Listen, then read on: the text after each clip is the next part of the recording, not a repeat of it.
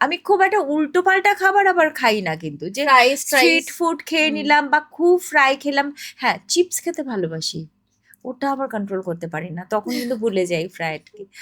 কিন্তু আমি যে খুব মানে ইভেন আমি যদি ক্যাফেতেও যাই, সেখানেও একটু মানে যেটা একটু স্বাস্থ্যকর খাবার সেটাই খাই, মানে খুব একটা ফ্রাই এটা ওটা খেয়ে নিলাম, লুচি খেয়ে নিলাম, মাংস খেয়ে নিলাম, মানে ওরকম নয় আর কি।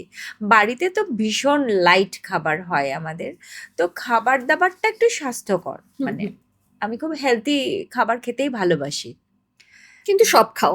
সব খাই, সব খাই, but I burn my calories true, মানে নাচে, থ্রু নাচের মধ্যে থ্রু দিয়ে বা ডান্স, কাজের মধ্যে বাড়ির দিয়ে? কাজ, আপ ডাউন সারাক্ষণ।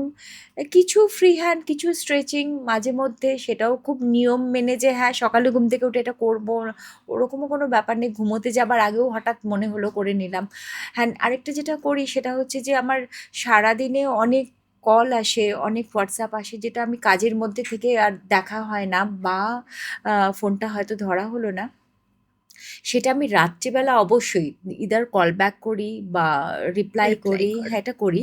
সেটা হচ্ছে সবটাই চলতে চলতে, মানে ওইটা 20 minutes to half an hour আমি, যেহেতু বাড়িটা হুম হুম। অনেকটা জায়গা নিয়ে, তো আমার হাঁটা চলার জায়গা আছে আর কি, তো আমি প্রচুর ওয়াক করি, ওটা হতে পারে আমাকে কাজে দেয়।